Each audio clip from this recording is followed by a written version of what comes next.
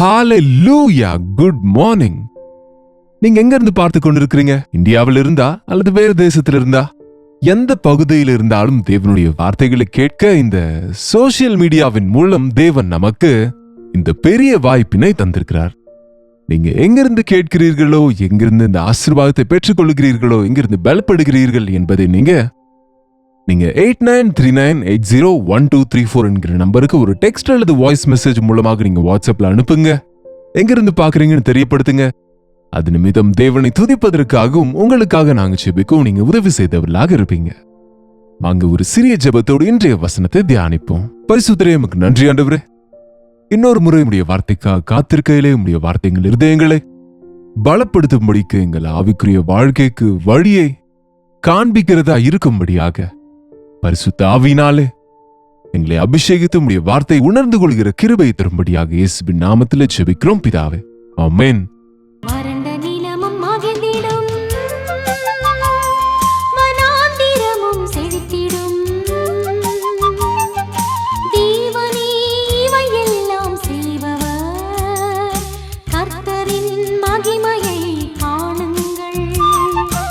எப்படி இருக்கிறீங்க? நல்லா இருக்கீங்களா? எங்க நல்லா இருக்கிறோம் என்று சொல்லுகிறாங்க அநேகர். என்ன சொல்லுகிறீங்க என்பது போலவே அநேகர் வாழ்க்கை இருக்கிறது. ஒன்னு இருந்தா இன்னொன்னு இல்லை, ஒன்று சரியா இருந்தா இன்னொன்னு இல்லை, ஒன்று சரியாக போய் கொண்டிருந்தால் இன்னொன்னு சரியில்லை, இல்லை என்றால் ஒன்னு போன பிறகு ஒன்றின் பின் ஒன்றாக ஏதோ ஒரு பிரச்சனை வருகிறது. மனிதர்கள் இல்லையா, நம்ம பூமியில இருக்கிறோம்ல, இது சாதாரணமே. ஏதோ கஷ்டம் வந்ததென்று பெரிதாக உங்க ஒருவருக்கு மாத்திரம் வந்ததென்று நினைக்காதீங்க. மனிதர்கள் எல்லாருக்கும் இதே போல் ஏதோ ஒரு பிரச்சனையே கவலையோடு வேதனையோடு இருக்கிறாங்க.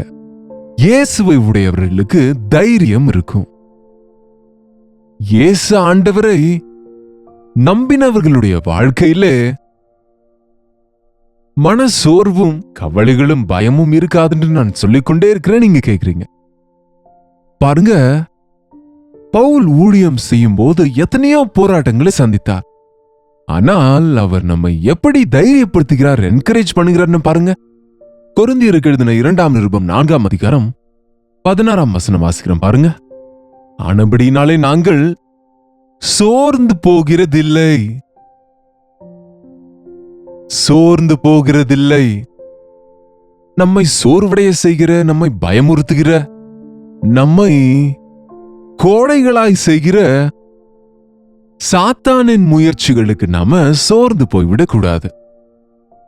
அவன் வெறுமனே சத்தம் போடுவான். அவன் பற்கள் பிடுங்கப்பட்ட பாம்பால என்ன செய்ய முடியுங்க? பிசாசின் தலை இயேசு கிறிஸ்து சிலுவையில் அறையப்பட்ட போது அவனுடைய தலை நசுக்கப்பட்டது. வெறும் வாலாட்டுகிறான், அவ்வளவுதான். அதை பார்த்து நாம பயந்து போகிறோம். நம்முடைய வாழ்க்கையில இருக்கிற பிரச்சனைகளை பார்த்து சோர்ந்து போய் விடுகிறோம். ஆனபடியினாலே, அதாவது ஆண்டவர் எங்களோடு இருக்கிறபடியினாலே கர்த்தர் எங்களை பலப்படுத்துவாராகவே நாங்கள் சோர்ந்து போவதில்லை. எங்கள் புறம்பான மனுஷனானது அழிந்தும், புறம்பான மனுஷன் என்ன, உள்ளான மனுஷன் என்ன? புறம்பான மனுஷன் என்றால் நம்முடைய சரீரம், உள்ளான மனுஷன் என்றால் நம்முடைய ஆத்துமா. நாம இரண்டா இருக்கிறோம்.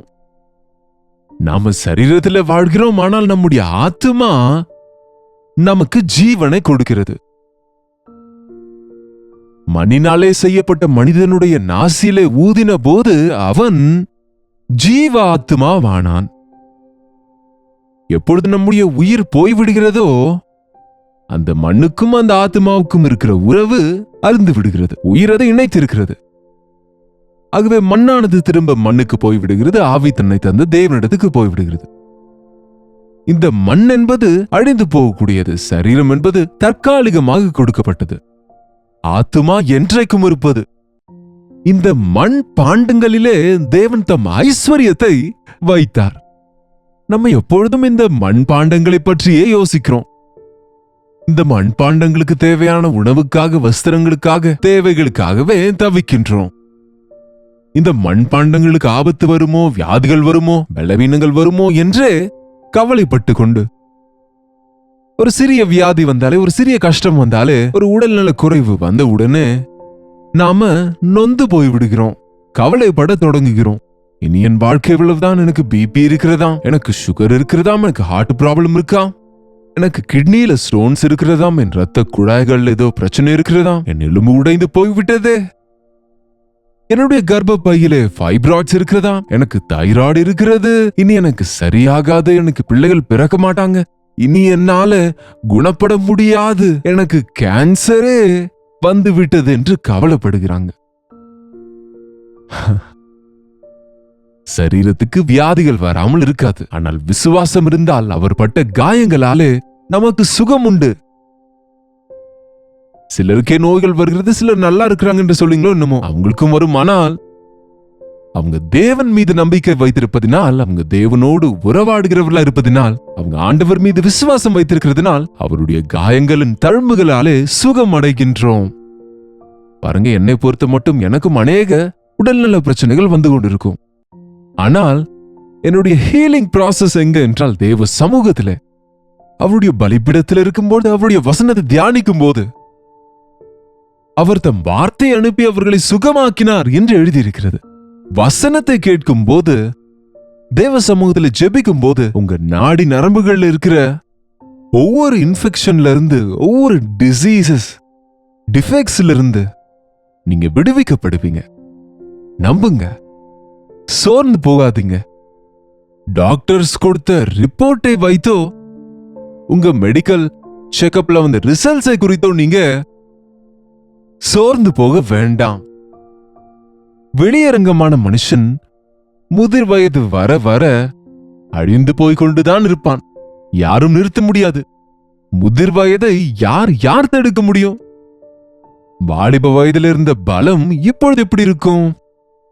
தேவனோடு இருக்கிறவர்களுக்கு ஆவியின் பலன் உண்டாகும், அவருக்கு காத்திருக்கிறவர்களுக்கு புது பலன் உண்டாகும். ஆனால் சாதாரணமா நம்முடைய சரீரம் அழிந்து கொண்டு போகும். அதை குறித்தே கவலைப்படுகிறீங்க தவிர, என்னுடைய உள்ளான மனுஷன் பலத்தோடு இருக்கிறானா? பாருங்க, எங்கள் புறம்பான மனுஷனானது அழிந்தும் உள்ளான மனுஷனானது நாளுக்கு நாள் புதிதாக்கப்படுகிறது. ஹல்லேலூயா! அணு தினமும் தேவனுடைய வசனத்தை தியானிக்கிறவன் உள்ளான மனுஷனிலே, ஆத்மாவிலே பலப்படுகிறான். உங்களில் அநேகர் எனக்கு சொல்லுகிற வார்த்தை, உங்க வசனத்தினாலே பலப்படுகிறோம் பலப்படுகிறோம் பலப்படுகிறோம் என்று சொல்லும் போது, ஏன் அந்த ஒரே வார்த்தை சொல்லுகிறாங்க என்று நினைப்பேன். ஆனால் நிஜமே உங்க உள்ளான மனுஷன் பக்தியிலே, விசுவாசத்திலே, ஜபத்திலே, ஆவியில நீங்க பலப்படுகிறீங்க. எஸ், மனுஷன் அப்பத்தினால் மாத்திரம் வாழ மாட்டான். உடலுக்கு அப்பம் தேவைங்க. ஆத்மாவுக்கு தேவனுடைய வசனம் அவசியம். தேவனுடைய வசனம் பலமுள்ள ஆகாரம். அது பவுல் சொல்லுகிறார், எங்கள் சரீரத்தில் அடிகள் விடுகிறது, கஷ்டங்கள் வருகிறது, வியாதிகள் வருகிறது, சரீரம் அது அழிந்து போகிறது. ஆனால் எங்களுடைய உள்ளான மனுஷன் நாளுக்கு நாள் புதிதாக்கப்படுகின்றான். உங்களுக்கு ஒரு ரகசியம் சொல்லுகிறேன். உங்க உள்ளான மனுஷன் புதிதாக்கப்பட்டு கொண்டிருந்தால் உங்கள் சரீர பலமும் கூட அதிகமாகும். உங்களுக்கு தெரியாமலேயே உங்க பலவீனங்களிலே தேவனுடைய பலனை அனுபவிப்பீர்கள். நம்முடைய சரீரத்திற்கு அல்லங்க, நம் இருதயத்தில் இருக்கிற வாஞ்சைக்கு இருக்கிறது பலன். எவ்வளவு பலவீனமான சரீரம் இருக்கிறவர்களானாலும் பரிசுத்த ஆவியின் சக்தியினால் நிரப்பப்பட்டால் பலனுள்ள காரியங்களை தேவனுக்காக செய்ய முடியும். பிசாசை ஜெயிக்கிறவர்களாக இருப்போம். எப்பொழுது பார்த்தாலும் புறம்பான மனுஷனை குறித்து யோசித்து, அந்த புறம்பான மனுஷனை அலங்கரித்துக் கொண்டு, அவனுக்கு தேவையானதே பார்த்து கொண்டு, எனக்கு உள்ளான மனுஷன் இருக்கிறானே, நான் ஆவியிலே பலப்படவில்லையே, ஒவ்வொரு நாளும் 3 வேளை என்னுடைய சரீரத்துக்கு உணவு கொடுக்கிறேன், என்னுடைய ஆத்மாவை பலப்படுத்த குறைந்தபட்சம் ஒவ்வொரு நாளும் 3 முறையாவது நான் ஜெபிக்கிறது இல்லையே, 3 முறை தேவனுடைய வசனத்தை தியானித்து அனுபவிக்கிறது இல்லையே என்பதை நீங்க உணர்கிறதே இல்லை. உணவுக்கு எவ்வளவு நேரம் செலவிடுகிறீங்க?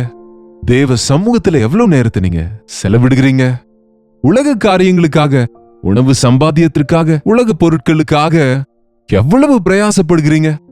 ஆவிக்குரிய விதத்துல பலப்பட, விசுவாசத்துல பெருக்கம் அடைவதற்கு எவ்வளவு முயற்சிக்கிறீங்க என்று பரீட்சித்து பார்த்தால், நாம வெளியரங்கமாய் நான் நல்லா இருக்கிறேன், ஆனால் என் உள்ளான மனிதன் அவன் மெலிந்து போகின்றான் என்பது போல இருக்கிறோம். ஆமாங்க, இந்த உலகத்தில் இருக்கிற பெரிய பெரிய செல்வந்தர்கள், பெரிய பெரிய மேதைகள், பெரிய பெரிய காரியங்களை சாதித்தோம் என்கிறவர்கள் எல்லாம் உலகத்தில் எதையோ செய்யலாம் என்று முயற்சித்த அனைவரும் கடைசியில டிப்ரெஷனுக்கு ஆளாகிறாங்க என்பது, கடைசியில அவர்களுக்கு நிம்மதி இல்லாதவர்களாய், சமாதானமற்றவர்களாய் தற்கொலை செய்து கொண்டு இறந்து போகிறார்கள் என்பது வரலாற்றில் நமக்கு ப்ரூவ் ஆகியிருக்கிறது. மொத்த உலகத்தையும் ஜெயித்தவர்கள் தங்களை தாங்கள் சுட்டுக்கொண்டு சாக வேண்டிய அவசியம் என்ன? சமாதானம் இல்லை, நம்பிக்கை இல்லை, விசுவாசம் இல்லை.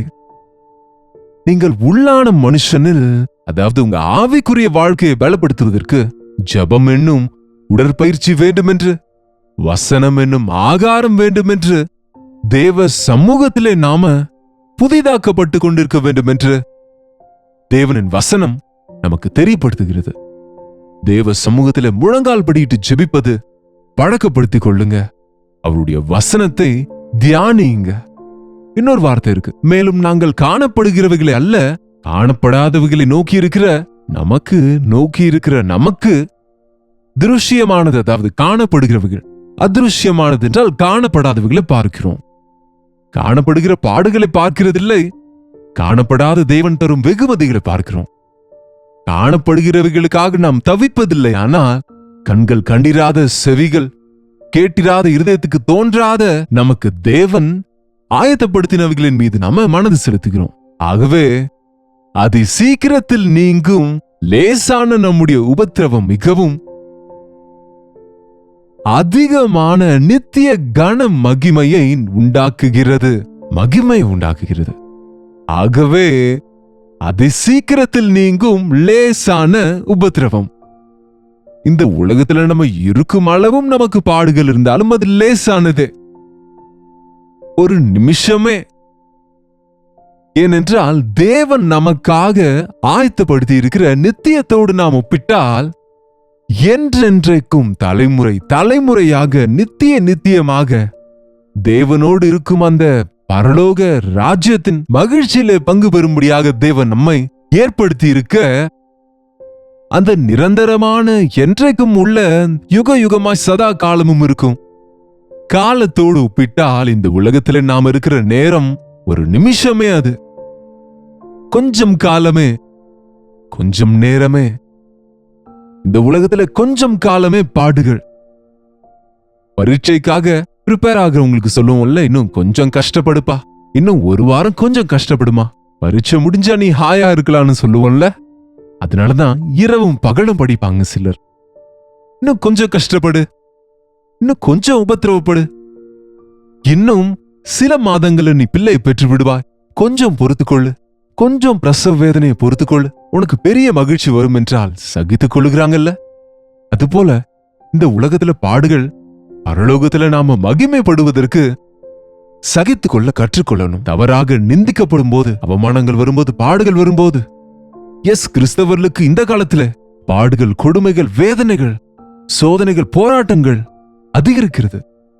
கம்ஃபர்ட்டை விரும்புகிற கிறிஸ்தவரா நாம் இருந்து விட்டால் மோசம் போவோம், நஷ்டம் போவோம். என்ன செய்ய முடியும் மனிதனாலே? நிந்தித்தால் என்னவாம்? அவங்க சொன்ன வார்த்தைகளுக்கே உட்கார்ந்து அழ வேண்டுங்க.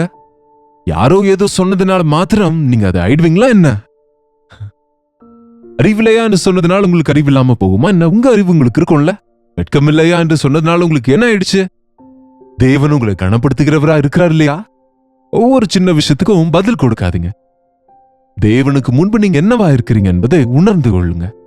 என் நிமித்தம் உங்களை மனிதர் துன்பப்படுத்தி உங்களை குறித்து தவறாக பேசும்போது நீங்க மகிழ்ந்து களி கூறுங்கள், பரலோகத்தில் உங்கள் பலன் கனமும் அதிகரிக்கும் என்று ஆண்டவர் சொன்னார். அதி சீக்கிரத்தில் நீங்கும் இந்த பாடுகளுக்கு, உபத்திரவங்களுக்கு, அவமானங்களுக்கு நாம பயந்து போகாமல் நித்தமும் இருக்கிற நித்திய மகிமையை, நித்தமும் இருக்கிற ஆசீர்வாதங்களை நம் கண்முன் வைத்துக் கொண்டா இந்த கஷ்டங்கள் எல்லாம் சகித்து விடலாம். இந்த கஷ்டமெல்லாம் கஷ்டங்களைப் போலவே இருக்காது.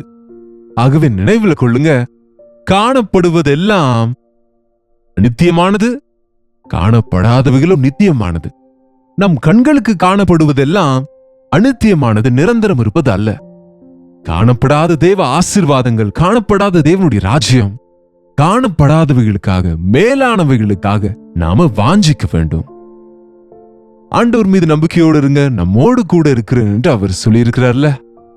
நமக்கு முன்பு இருக்கிற பலனை நம்ம நினைவு கூர்ந்தா இந்த கஷ்டம், இந்த நிந்தை, இந்த அவமானம், இந்த பலவீனம் அது சீக்கிரத்தில் நீங்குகிறதா இருக்கும். அவைகளை நாம கணக்கு பண்ணவே அவசியம் இல்லை.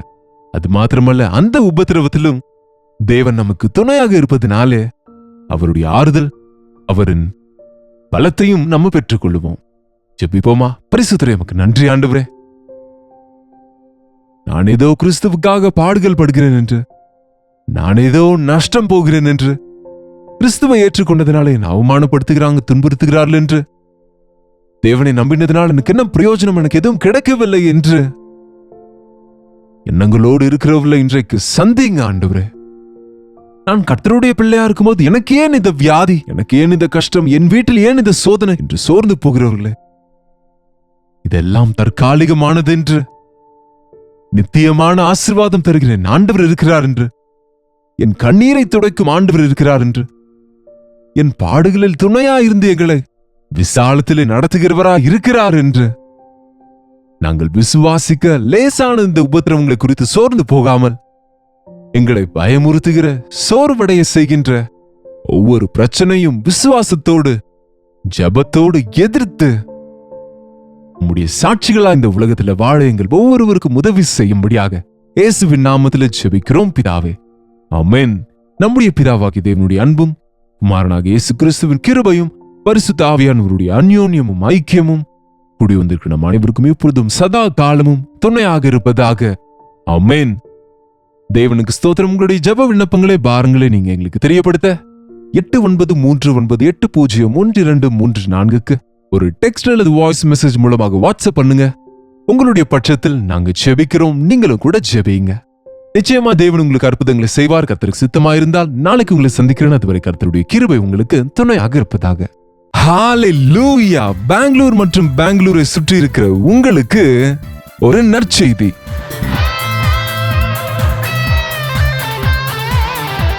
கர்த்தருக்கு சித்தமானால் பெங்களூருவிலே மே மாதம் 28ஆம் தேதி அன்று ஒரு விசேஷமான ஒன் டே கெட் டுகெதரை உங்களுக்காக ஆயத்தப்படுத்தியிருக்கிறோம். மதியம் 2 மணியிலிருந்து 5 மணி வரை, 6 மணியிலிருந்து 9 மணி வரை நடக்கும் 2 செஷன்ஸ்களிலும் நீங்க பங்கு பெற்று தேவ ஆசீர்வாதங்களை பெற்றுக்கொள்ளுங்க. பெங்களூருவிலிருந்து மட்டுமல்ல, சுற்றி இருக்கிற அநேக பகுதிகளிலிருந்து, அங்கு ஆந்திராவிலிருந்து, ராயலசீமாவிலிருந்து உங்களில் அநேகர் இந்த கெட் டுகெதர்ஸ்க்கு தொடர்ந்து வருகிறீர்கள். கர்த்தர் உங்களுக்கு செய்த நன்மைகளை சொல்கிறீங்க. உங்க பாரங்களை பகிர்ந்து கொண்டு உங்களுக்காக தனிப்பட்ட விதத்தில் ஜெபிக்கவும், உங்களை நேரடியாக சந்திக்கவும் எனக்கு வாய்ப்பை ஏற்படுத்துகிறீங்க. சோசியல் மீடியா மூலம், டிவி மூலம் வசனத்தை கேட்கிற உங்களை நேரடியாக பார்க்க வேண்டும் என்று, உங்களை ஆவிக்குரிய விதத்தில் பலப்படுத்த வேண்டும் என்று பெங்களூரு வருகிறோம். இந்த ஒன் டே கெட் டுகெதரில் தேவ சமூகத்தில் நாம இருக்கும்படியாக, தேவ ஆவியின் காரியங்கள் பார்க்கும்படியாக, அவருடைய தேவ செய்தியை கேட்டு மகிழும்படியாக வாருங்கள், பங்கு பெறுங்க. மிக முக்கியமாக ஜெபித்துக் கொள்ளுங்க. உங்க உற்றார் நண்பர்களுக்கும் இந்த விஷயத்தை தெரியப்படுத்துங்க. இந்த முறை முகவரி மாறி இருக்கிறது, கவனிங்க. Jesus calls prayer tower, Netaji road, Fraser town, near cantonment railway station, Bengaluru. உங்களுக்கு மேலும் விவரங்கள் வேண்டுமானால் QR கோடை நீங்க ஸ்கேன் பண்ணிக்கொள்ளுங்க, அல்லது கீழே ஸ்கிரீன்ல இருக்கிற நம்பருக்கு நீங்க உடனடியாக தொடர்பு கொள்ளுங்க. நிச்சயமா கலந்து கொள்ளுங்க. உங்க நண்பர்கள், உறவினர்களையும் உங்களோடு கூட்டிக் கொண்டு வாங்க. உங்களுக்காக விசேஷமா ஜெபிக்க, தேவனுடைய வசனத்தினால் உங்களை பலப்படுத்த நாங்க வாஞ்சிக்கின்றோம். வாங்க, பங்கு பெறுங்கள், தேவ ஆசீர்வாதங்களை பெற்றுக்கொள்ளுங்க.